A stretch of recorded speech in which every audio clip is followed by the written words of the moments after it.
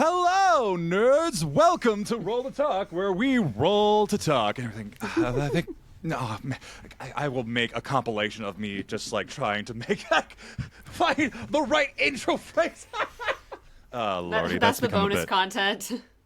Exactly. I am Dice&Autism. I tell stories in it, and I have the lovely Witty X Witch as the co-host. Say hi, Witty. Hi, Witty. Yeah. So today on this episode of Roll to Talk, we are going to talk about other TTRPGs because, spoiler and plot twist, there are other TTRPGs out there that are not D&D. I know, it's shocking. It is very, very shocking. So yeah, I have like a stack of TTRPG books that are on the board here that I like to talk about. And Witty, you got your own stack that you want to talk about as well, right? I do, and there's more. Hells yeah. You okay? Yeah, I just caught my pinky as I put the books back down. It's all good. Oh, I hate that. But yeah, let's get discussing on other TTRPGs that we really enjoy and everything. Would you like to go first, Witty? Sure. I'm gonna start with a piece that I believe I've talked about before. And this is not its own system necessarily, but it is a very helpful system to get started, which is the Session Zero system. Yeah! And it's absolutely beautiful in card format. I cannot recommend the cards enough. They have these beautiful silver foil. Look at that. Ooh. Isn't she gorgeous? Oh, that is pretty. Oh, and she's like gorgeous. the art is super pretty. But this has to do with like your legacy, which is like your background, your catalyst, which is why you're traveling, and then your bond, which is an NPC that basically the DM gets to play with. Oh, that's awesome. And there is a constructive and destructive in the book as well, so it can either be like this catalyst was something good that happened, or this catalyst was something bad that happened. So instead of just falling into the default of, and all my family is dead, and I'm going for vengeance, you can get a little more creative. Yeah. But yeah, that's a good tool for especially Session Zero. And then Quiet Year is also a very good tool. And Quiet Year, as I understand it, I've not used it myself, but it is a system in and of itself. However, a lot of people do use it as a Session Zero tool. So these are technically systems, but they are often used in a Session Zero setting. The Adventure Zone used it for Ether Sea. It was their first episode of Ether Sea was using a Quiet Year. Okay, I'm gonna assume Quiet Year talks about just like the quiet period of their lives before they go into adventuring. Essentially, it also kind of deals with the the building the world itself. So it's a very collaborative world building. Yeah. Oh, okay, cool. Yeah, your turn. Yeah. All right. Well, I have here is something that we've kind of talked about on the podcast before and everything. It is Vampire the Masquerade and everything. Just I love this game. World of Darkness is cool and everything. You get to play vampires, but it's very politically social role-play focused combat and everything, all that stuff. It's not like physical combat. There is like physical combat you can do and everything, but it's more kind of like, hey, yo, mind games and wordplay and like more being a social vampire, sparring. Yeah, small social fights. I really do love the system a lot. They really make it like being a vampire. Like, yo, you are a vampire. This is going to be deadly for everybody else. You have like things you gotta like make sure to control. Also, that has the humanity system to be like, hey, yo, you still may be undead, but you still have parts of your humanity left and everything, and you got to manage that. Otherwise, you're just gonna be even bad. And it's really cool. It is a little dense to get into as a beginner and everything because it's just the lore of it and like all the terminology they have for specific vampires and everything. They're not called vampire, they're called kindred and everything. So, because they're the cool kids like that and all that. But no, I really do love this. If you're looking for like, I would say almost like Vampire the Masquerade would be like the first, like be a good first like gritty, dark TTRPG to play and everything. Because you can still be goofy with like Vampire the Masquerade and stuff and all that stuff. But also, but it just very much the base tone of it is like serious, you know? Yeah, it's much more like it's not as Vampire the Masquerade, I think, is a little bit more adaptable from just being straight gothic horror, although that is definitely the inspiration because it's vampires. Yes. That said, speaking of gothic horror, I do not have a physical copy of this book, Ooh. but Call of Cthulhu is also a very gothic horror with its sanity mechanic. And the dark undertones of, you know, the unknown and the incomprehensible. So I would say, like, especially if you've been playing D&D and you really want to sink into something more quote unquote horrific, I would lean towards either Vampire or Call of Cthulhu. Yeah, I also love how Call of Cthulhu is like, you are playing regular people, so you can get rested after, like, your crazy encounters with the unknown, but it's gonna take, like, months, man, and that's just like, that's good. Yeah, and a very, very simple system, again, I don't have a physical copy of, well, I don't have a physical book for, let me specify, is Dread. It is a Jenga tower horror game. Yes. If you want to do anything, you pull a block from the tower. If the tower falls, you die. Now you can knock it over on purpose to go out in a blaze of glory, and then we reset the tower for the remaining players. But all that to say is that if you're really looking for a low barrier to entry, that is a great game. Oh yeah. And I have a Jenga tower, but not the book. Yeah, I would also say, like, 10 Candles is kind of like the same light of, like, Dread as well, but instead of, like, you're a tower, you just have, like, a candle, and if that candle goes out, and it's not like a big long candle, it's one of those, like, little, like, short candles that you buy at, like, the Dollar Tree store for, like, $1 and everything, and once it goes out, your character's dead, and it's just like, oh! Yep, there's that too. There's a zine that I picked up at PAX Unplugged last year called To Serve Her Wintry Hunger. It's very, very small. I don't know where I've put that copy. It's probably somewhere hiding on my bookshelf, but it's somewhere. Yeah. But you play 4 forest spirits that are basically serving the goddess of winter. And so you are going and hunting these people that are in the woods, whether they are lost, whether they are hunters, etc. But, like, if you want to play some, you know, are we the baddies? That's a good one too. Oh God. That sounds so good. I gotta check that out. Oh my God. Yeah. Yeah. And the zine is only $15. Like, I bought it for $15, so it's really cheap. Hells yeah. All right. I will definitely be adding that to my collection. Support your zine indie publishers, you guys. Support them. Yeah. Next one for me, well, it's a kind of a recent one and everything, but Daggerheart. I really do love this system and everything. It's so good, and the fact of it is just like, I want to say it's like streamlined D&D, but also it gives everyone a chance to be able to do the cool stuff and not being able to, like, okay, how can I creatively describe the way I'm going to do this spell and action and everything? It's just like, oh, you want to do a cool shit? Yeah, let's see, roll a hope and fear dice, and you can use also the pools in that resources to, like, bam. And also the fact that the DM can do that as well as just, like, the ultimate balance of, like, power moves. I'll also say to Daggerheart, like, so many people play D&D and try to make it very rules light, which is fine. You can play it that way.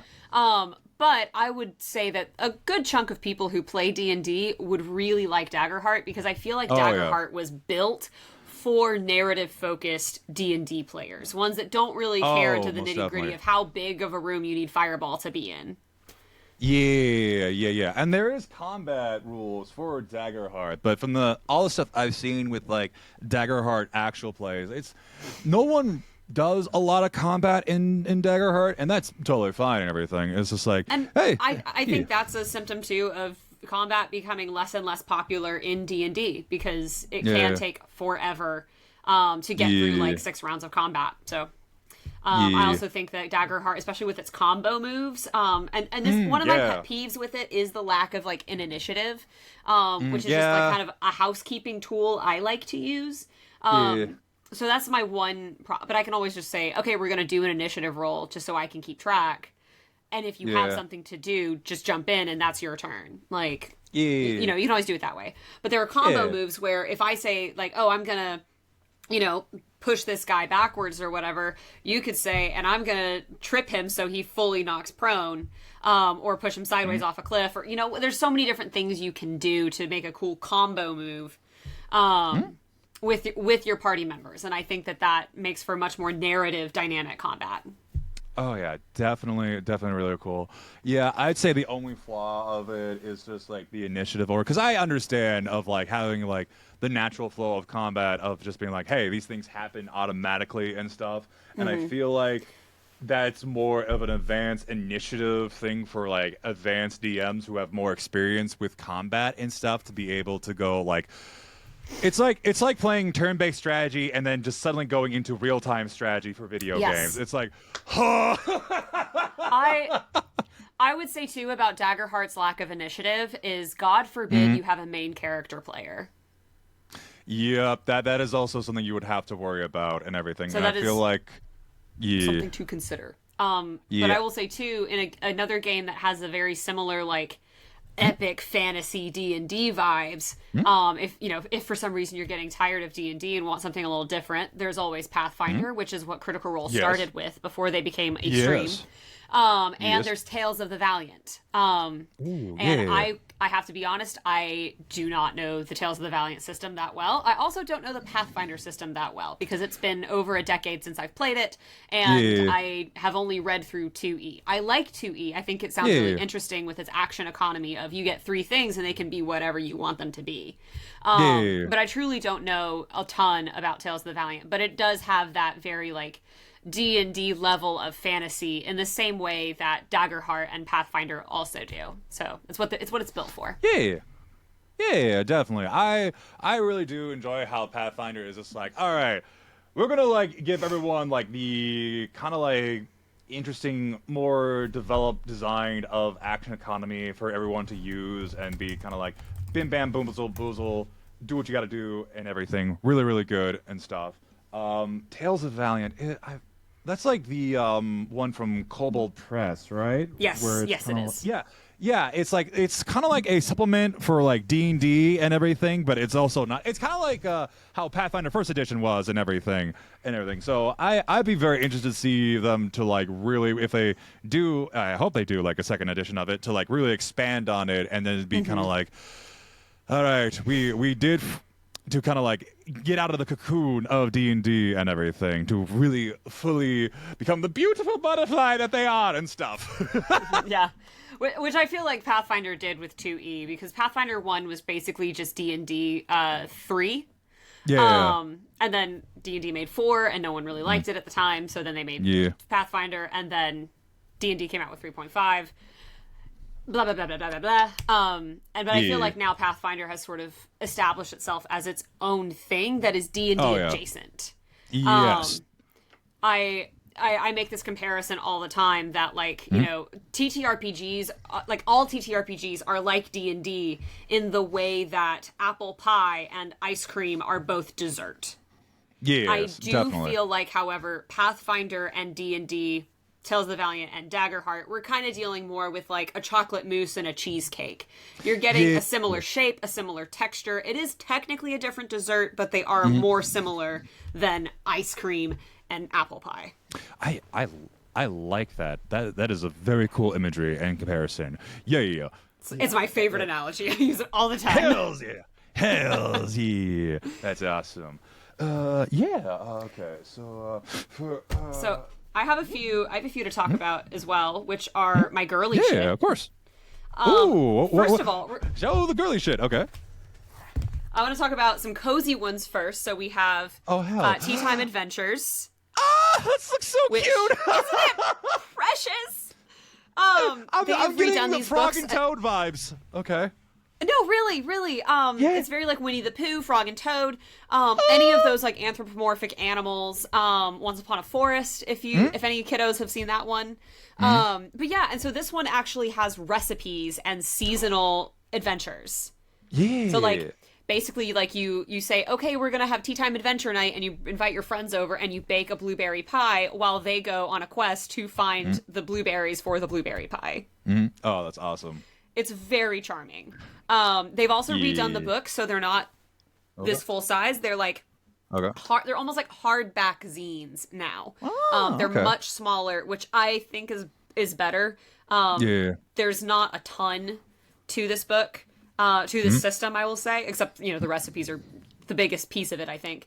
The other thing about this one that's really cool is it's incredibly inclusive. There's a whole section in the back that talks about characters, like NPCs, genders, and sexuality. Oh, sick! That's awesome. And I had to get on Google because there were some of them I did not know what that meant. Okay, cool. So that's Tea Time Adventures. I also want to showcase Wander Home, which is also beautiful. I've seen that on like Drive-Thru RPG, and I'm like, oh, that looks cool. Yeah, it's beautiful. I have not had the chance to play this one yet, but it was described to me as it feels like curling up with the best cup of hot chocolate and your fuzziest blanket. Oh, that's wonderful. And I found this at Gen Con the one year that I went, and everyone was like, oh, what'd you get? And I said, oh, I got like, a couple books. I got Wander Home, and these two people that were not part of the conversation at the time went, you found Wander Home? Where? And ran to go get it. So this is a very popular one. I also want to say one more cozy one, which is a little bit more in line with like Daggerheart or D&D. Again, if you're looking for a rules light D&D, Quest. The PDF is free. And like super easy to buy. Actually, I have that book somewhere. Where did I put it? I had a friend give it to me recently. Is that all good? Okay, it's fine. But they also have beautiful cards. Nice. I have it somewhere in this house. But yeah, it also is a very rules light D&D, but it uses very similar mechanics with the D20. So again, but the art is very cozy looking. So if you're looking for more cozy cozy adventure D&D, Quest is perfect for you. Yeah. Speaking of like cozy RPGs and everything, because that's always a valid one and stuff. The one that comes to mind to me, I have it on my shelf, but I didn't grab it and everything. It's called Ryutama and everything. You're basically like a bunch of adventures going through the seasons of the year, and your DM is kind of like a dragon that kind of like interacts with the player and the story and everything. It's really, really cute. It was like one of those like underground hits from like Japan that was a TTRPG that started from there and everything. I haven't had the chance to play it, but I'm frothing at the mouth to do this as a one shot. So it just like so cool and everything.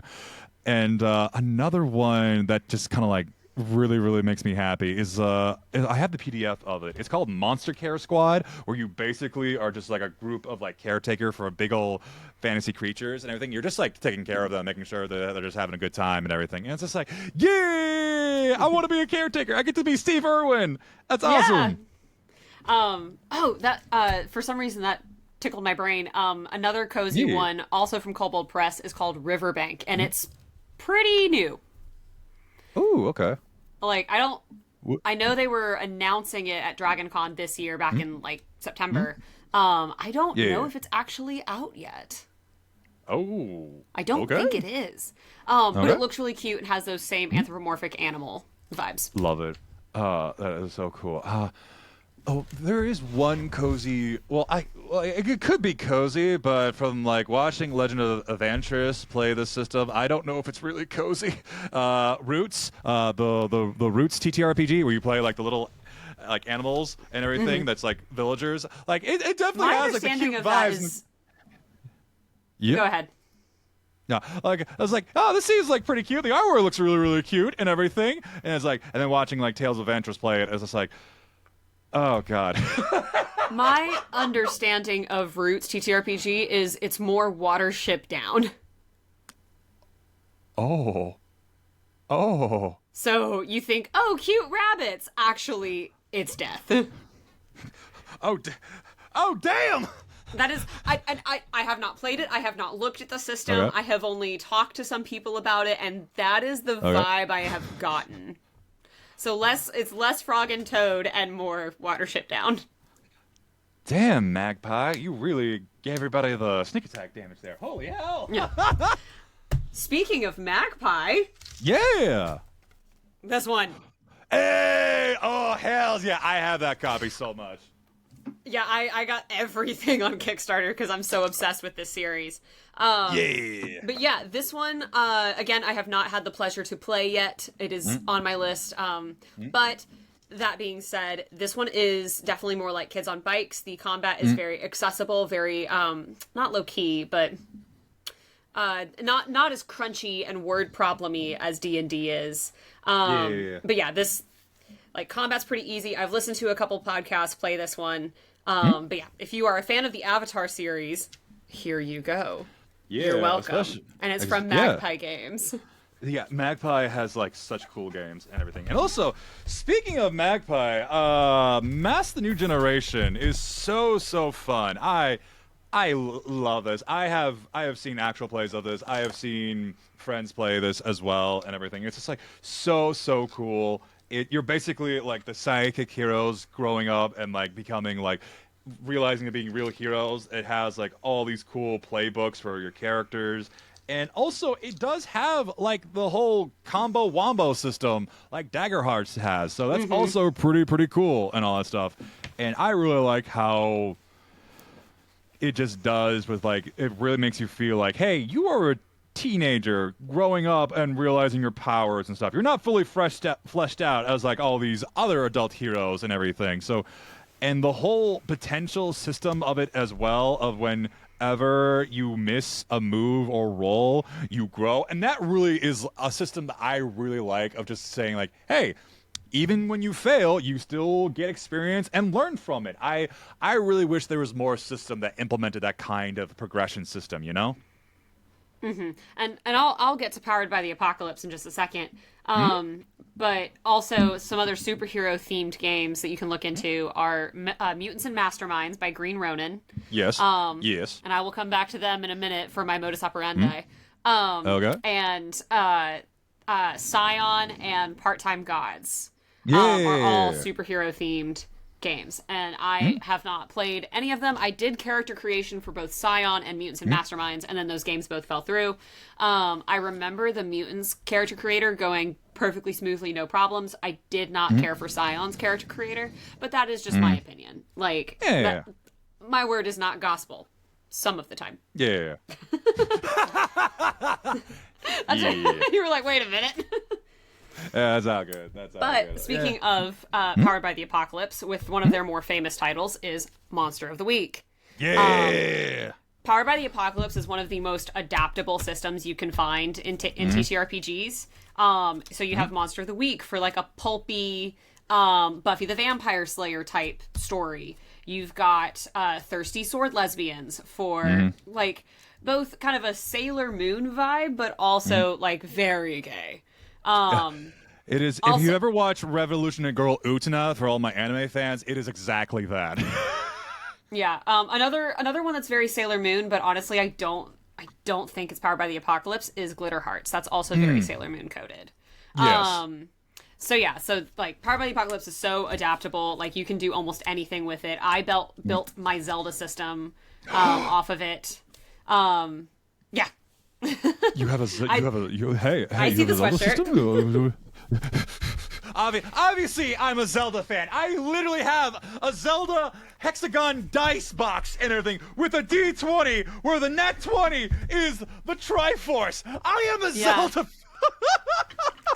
Okay, yeah, I watched the Critical Role one shot, and then took those rules and extrapolated them out to be more applicable to previous games and such as like Ocarina of Time, Twilight Princess, because their rules were very Breath of the Wild, Tears of the Kingdom coded, which is fine. Very much. But I want to play in Twilight Princess Hyrule, or Echoes of Wisdom, or like I like the earlier stuff. I like the more Zelda TM pattern. And so I extrapolated this out to be a little more applicable. And if anyone's interested, you can find it on my Ko-fi. It's pay what you want. So go nuts, have fun.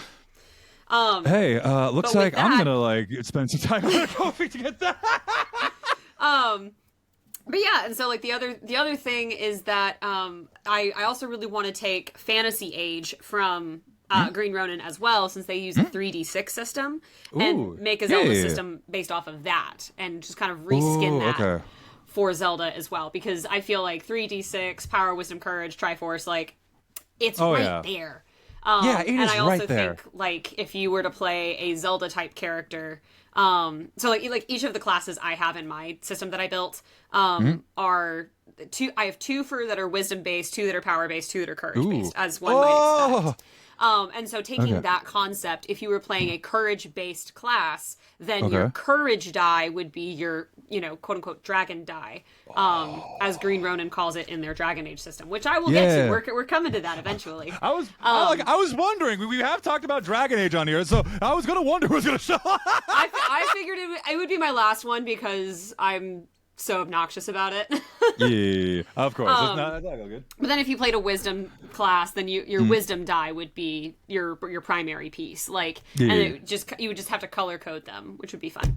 That's so cool. But yeah, I do have one other system in hand to show off before I get to Dragon Age, though. Do you want to take it for a minute? Because I've talked for a minute. Yeah. Okay. Let's see. Which one do I want to talk about? I would say one that has really grabbed my heart and everything. That's just like really, really cool. It is the Apocalypse Keys TTRPG. This one really grabbed me because you are basically like apocalypse embodiment. Apocalypse that are embodies everything. Hey, that's a phrase and everything, but it is also powered by the Apocalypse Rules engine and everything, and it has very Hellboy-esque like elements of it, and you're really like you gotta figure out how to like save the world from the apocalypse, and while also managing yourself from not triggering the apocalypse as well. It's kind of like a nice, cool like detective like game as well, while also managing your own characters' mental health so they don't go like I really it's like a modern neo-gothic horror-esque like thing that kind of goes like, hey, everyone is a literal matchbox and there is a flame in the center of it. Don't get too close, otherwise explosion. Yeah, it's really, really cool. I really want to play this game for one of these days and everything. Yeah. Apocalypse actually reminds me. I have one other title I need to say before I get to my other, physical copy books. Is the game that we played together, Wild Sea. Yeah, I love Wild Sea. It's so good. It's so good. I love the setting of it so much.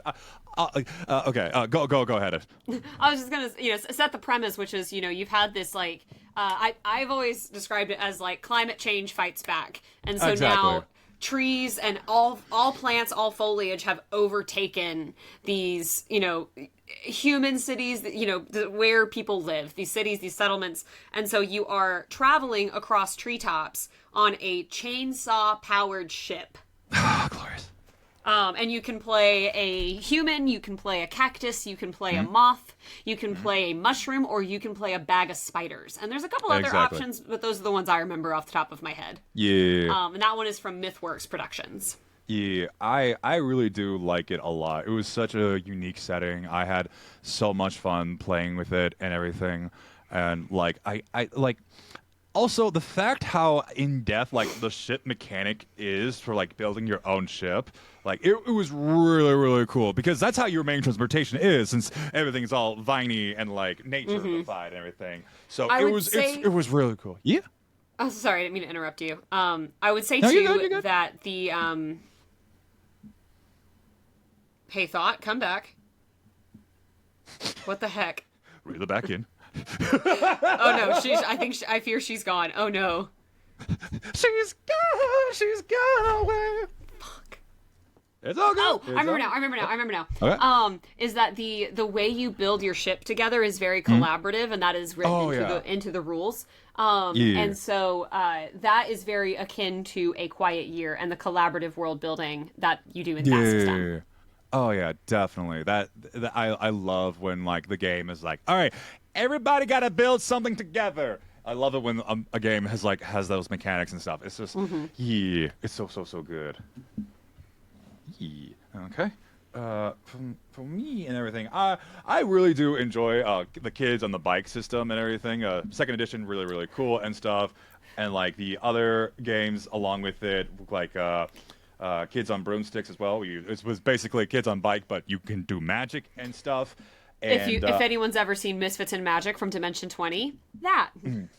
That, and also Never Stop Blowing Up, because that was a rework of like kids on bicycles, correct? I believe that was Kids on Brooms, like kosher. Okay, Kids on Broom. Okay, cool. Yeah.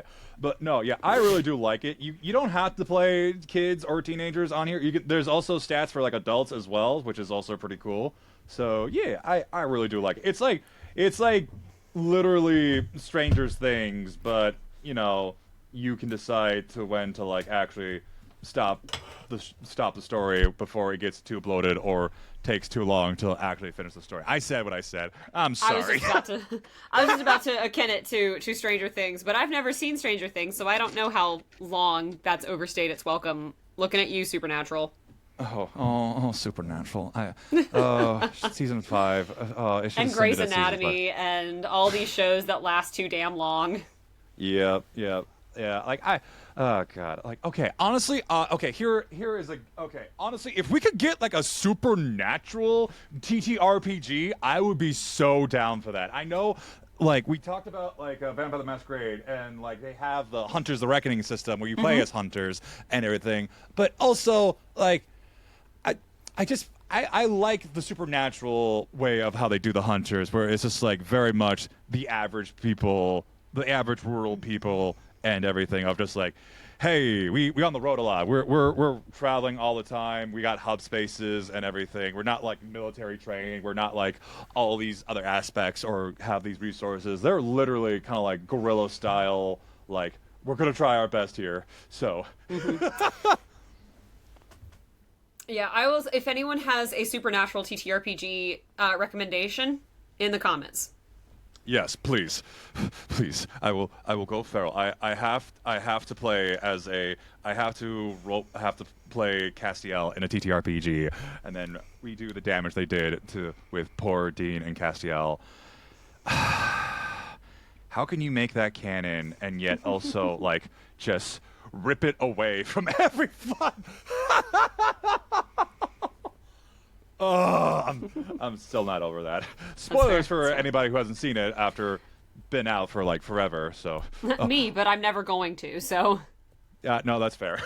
there's so many shows at this point, like Stranger Things included, that I'm just like, it's been out long enough and it's already too bloated. I'm not getting into that.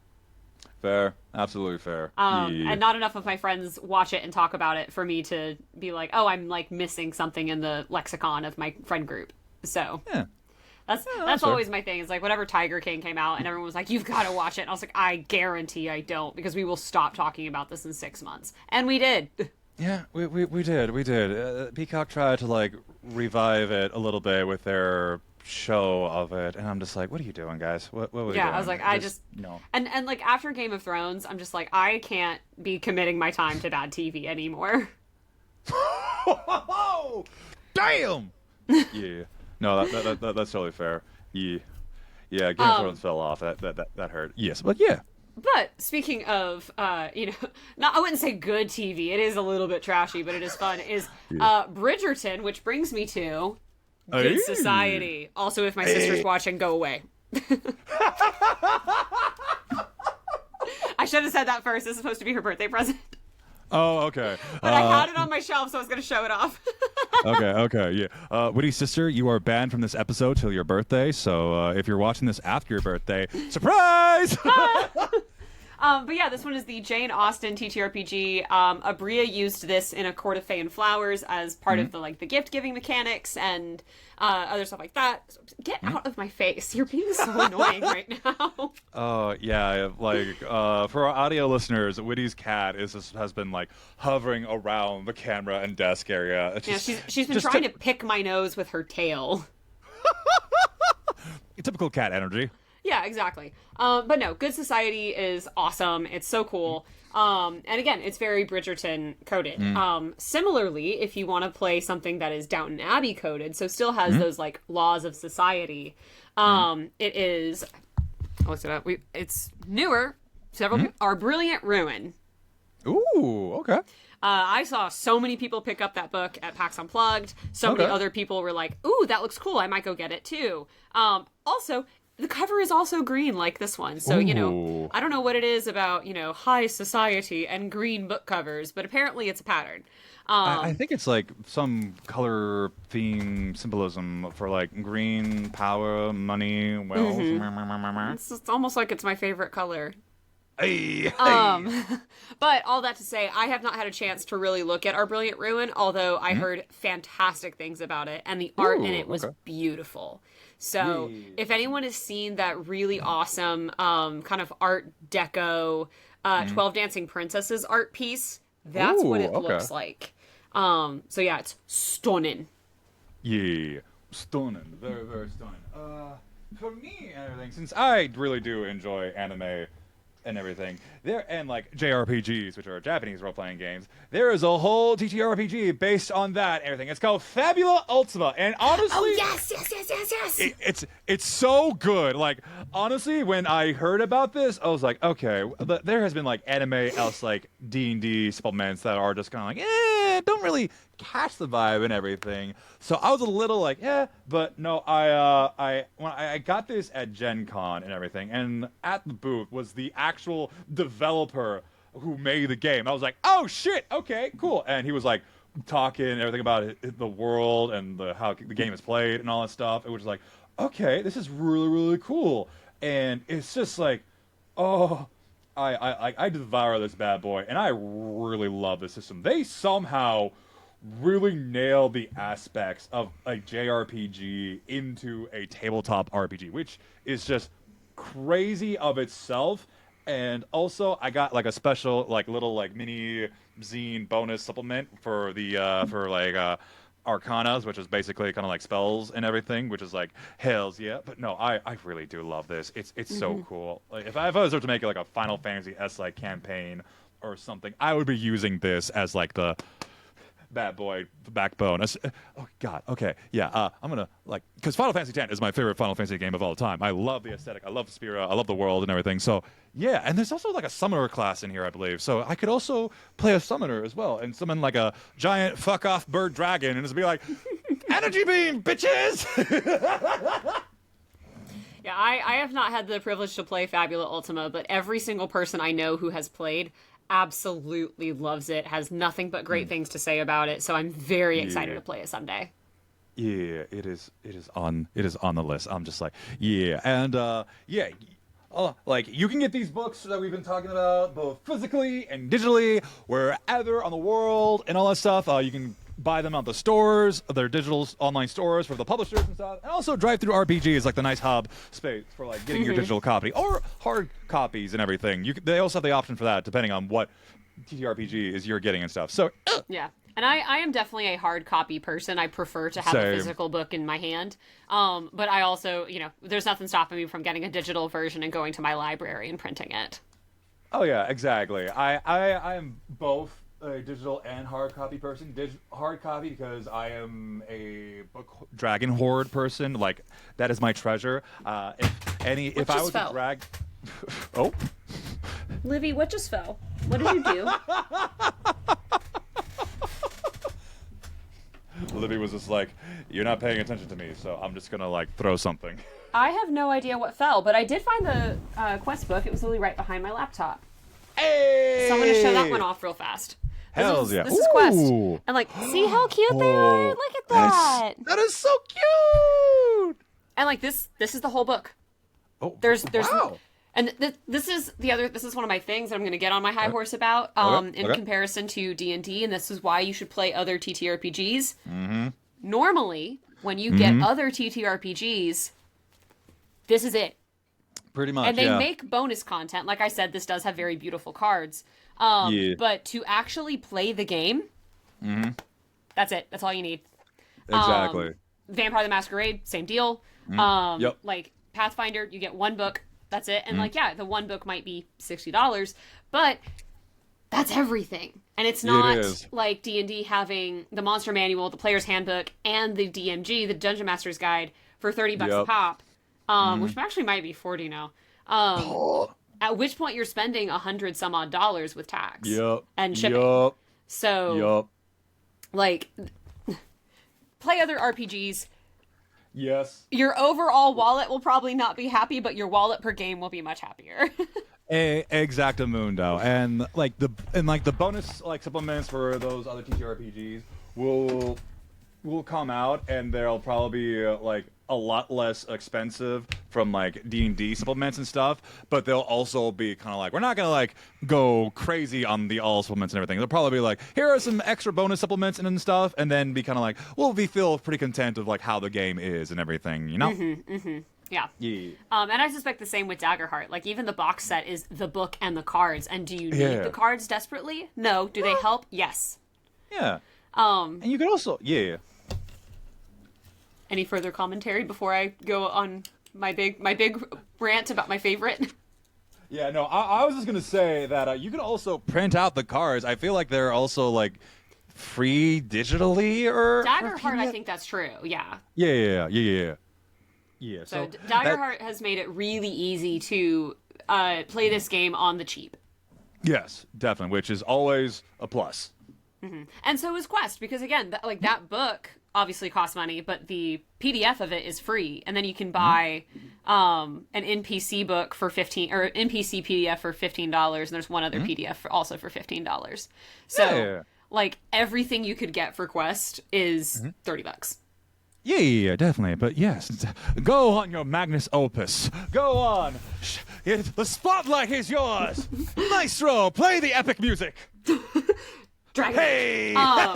So, at PAX Unplugged, I bought a second copy of this because I have used this one so much that the spine has come off.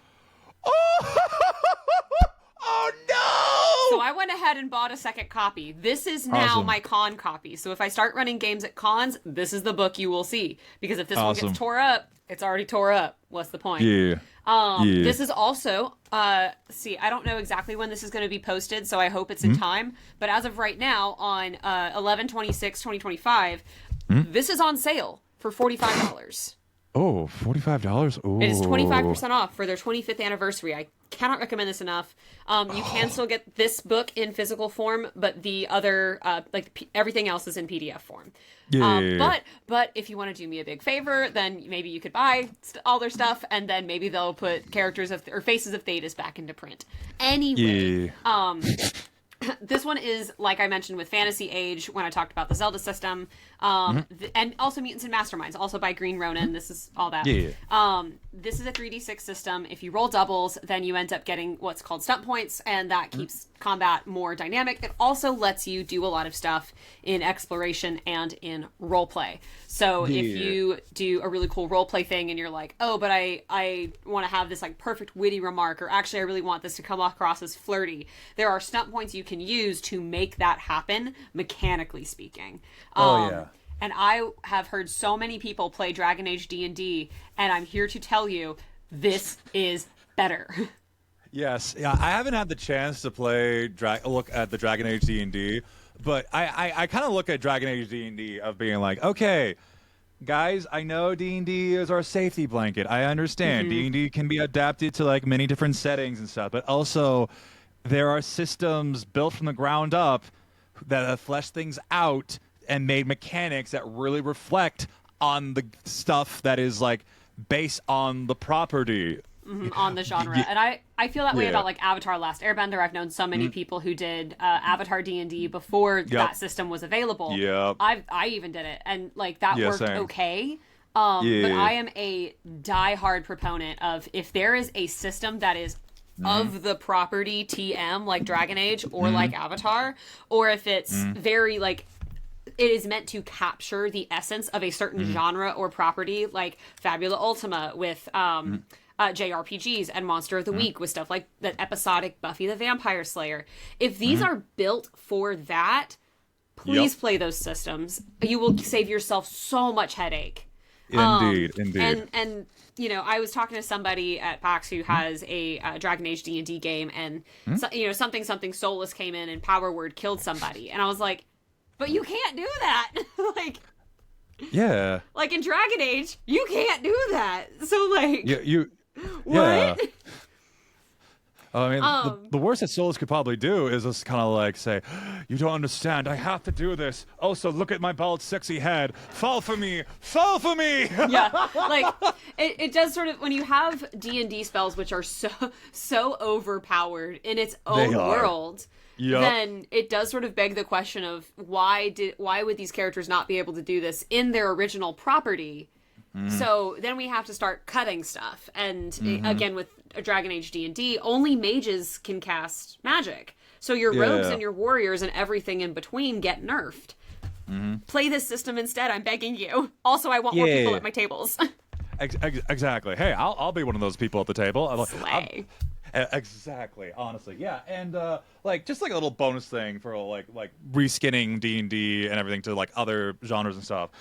I feel like you have to be really, really design and careful and kind of like look at like the aspects of like the spells and core stuff and be like, all right, we're going to a different genre or space and everything. We're going to have to gut a lot of things and then rebuild things from the ground up. And I feel like something kind of like the Esper Genesis 5e compatible thing, which is basically kind of like this huge sci-fi grand thing and all that stuff. And they have like all these like different like spells and abilities that are that are not just reskin. There are actual original things to like that really fits in the world. You're gonna have to do that to fit in the world of what you're doing and stuff. And yeah, and again, like so much love and labor was put into these books so that they could capture the essence of these properties or genres. Like, please show them love back. Indeed. D&D is the comfortable system, but also you're going to have a better time, just like as a TTRPG player in general, trying out these different systems and really expanding your taste. Like chicken nuggets. We all love chicken nuggets and everything. We all love it, but also there are chicken tenders. There are the chicken with the crispy fried chickens with the bones and everything, chicken wings, all that stuff. And there's also hot chicken. There's grilled chicken. There's exactly. Yeah, and also... Go ahead. I was going to say, also, there's like spices you can add on there. There's the sauces, there's the drinks, there's the wine, there's the powders and everything. Like... Yeah, you can make chicken coq au vin, which is like one of the best dishes in the world. What the hell is chicken coq au vin? It's a French stew-like dish with chicken and wine. Oh. Hey, okay, I'm interested. That's try really that out. good. Okay, cool beans. One thing I will say, too, about the Dragon Age system in particular, and really any system if you're very comfortable with D&D, and that's your quote-unquote safety blanket, any other TTRPG is going to have a learning curve. Every single one of them is going to look kind of intimidating because it's not what you know, and that's okay. Because at one point, you didn't know D&D either. Exactly. And one thing that when I first started playing the Dragon Age, or when I first started reading the Dragon Age system... to then prepare myself to run it and play it. I looked at that 3d6 and I went, whoa, this is crunchy. And I was pretty scared. And I kept going. And as I have played this, it took me maybe 4 times. Not 4 sessions, but like 4 games to get to the point where I was like, this is actually not that bad. And then I went back to playing D&D and reading all of my spells and abilities and feats. And I was like, oh, actually D&D is way crunchier. Because it's so easy to forget this minor detail in the spell that you're using. And it's so easy to forget your bonus action.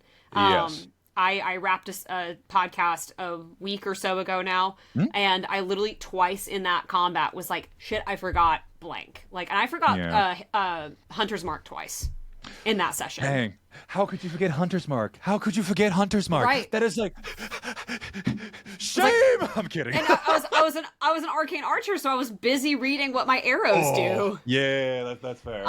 So you know, there's so many different moving parts in D&D, and whereas like I'm going to speak on the Dragon Age system specifically here, but like this one it's just math. Like it's not. It is.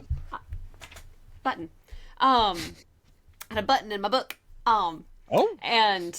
But like, so it's the 3d6. Yes, you do have to do a lot more simple math, but it's really not hard. If you passed 3rd grade, you can do this. I believe in you.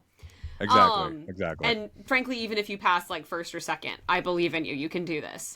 Hells yeah. The other thing is that in Dragon Age, there's only the major and minor action, and your movement is part of your minor. So it's not like D&D where you have movement, action, bonus action, reaction. You've got just 2 things to keep in mind. And there's one page that has everything on it. It's so much easier to keep track of what you're doing when there's not so many things to keep track of. And D&D Beyond has done a great job of making that more easy to track and accessible. However, it cannot do it all. There's just too much. Exactly. Yeah, same goes for like Vampire the Masquerade and stuff. Like, looking at the system and everything, it seems very, very complicated. Like, you have a pool of D10s, and one of them is like the dice. The dice, if you roll badly on that, could like fuck everything up or make things and I like... believe Call of Cthulhu is also D10s. Yes, it is. It's percentile. It uses the percentile dice. Yes, correct? It does. And the percentile is a learning curve. It takes a second to get used to. But it's not hard. It just takes a minute to be like, you get a high number and you're like, yes, and you're like, actually, no. Yeah, you want low numbers. Like, you want numbers below the total number of your stat and everything. And I feel the same way with like Daggerheart. You have 2d12, and so you want to roll high, but you want one of them to specifically roll higher than the other. And that is different. I think it's very fun. I think it adds for a lot more like dynamic role play and mechanics and combat. And this is one of the things I will like die on the hill on is combat in D&D is boring. See earlier where I said we're moving away from combat in D&D because it sucks. Because with opportunity attacks and these lack of ways to make everything dynamic and exciting and movement, everyone gets locked into hit, rinse, repeat. Yeah. Wait totally. 20 minutes for your next turn. Yeah. Like, if like Baldur's Gate 3 definitely showed that the combat system can be fun, but only in a video game format. Like, put it with a whole bunch of other people that's like waiting for their turn to do things and all that stuff. And like, if we ever get like, go ahead. And I dread BG3 combat. I hate it. Okay. Yeah. But hey, like D&D, Wizards of the Coast, if you make like a 6th edition of D&D and everything, here's a little like healthy critique and everything. Maybe like have like more reactionary stuff, like minor reaction things that players can do when it's not their turn that can affect the battlefield and other players. I feel like that would also help the flow and make people still like stay focused, or very much simplify the descriptions of the abilities and spells. Come on, man. Yeah, there shouldn't be 3 pieces of this spell that I have to keep track of. Yes. And remember to do. Yes. And that is not even talking about like components, which I defend components till the day I die. But before anyone thinks, oh yeah, verbal somatic material 3, that's not what I'm talking about. Yeah, definitely.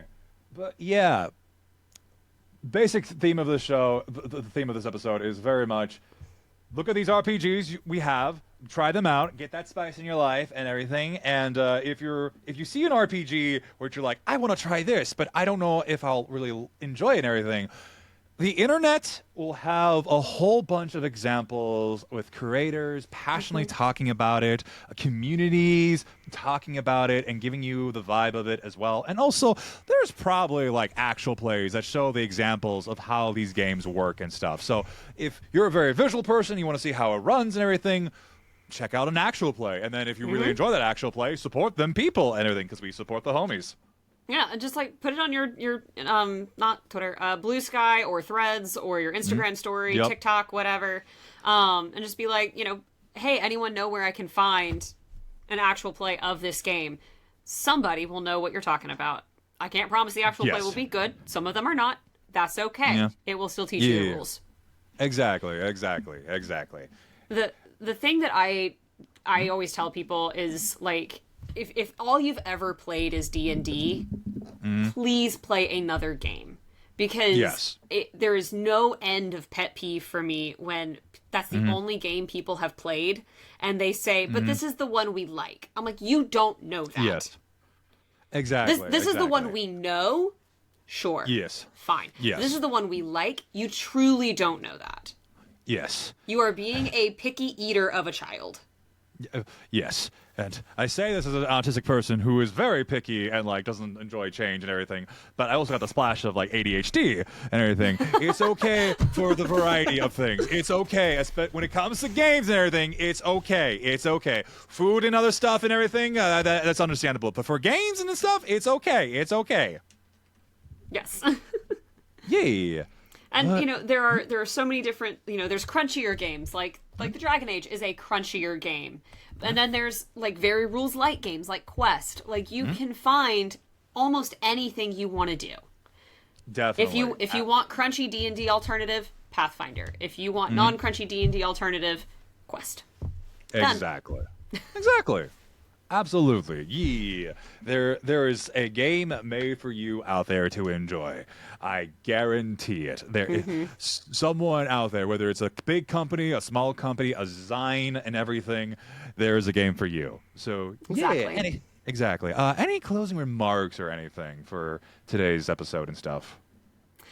Just please play another game. Yep, exactly. That is my exact same closing remarks. Please play other games. Please, I'm begging you. I will. If you do not have money for other games, I have a PDF collection of games I have, and I can share with you and everything, and all that stuff. So hey. Yeah. But thank you everybody for listening and watching today's episode. I'm Dice&Autism. You guys know me. I tell stories on the internet. You guys can follow my socials at Dice&Autism. I be streaming and everything on Twitch, where I run an actual play called New Rawless and all that stuff. And that's pretty much about me. Witty, where can people find you? Hi, I'm Witty X Witch. You can find me on TikTok and Instagram. You can also find me on the Star Ravens podcast and World Tree Quest streams on Saturday. Also soon, the Dicey Tables podcast that will be coming out and releasing very, very soon. And hopefully more podcasts and streams in the future. Yeah, definitely. But yeah, thank you all for listening. We all love you so very much and everything. You all have a fantastic day. Get some food, get some rest, get some blankets. Enjoy a new TTRPG book that you will crack open and read against the fire or light or even your rock salt lamp and everything. That you will turn into this poor spineless book of mine because you love it so much.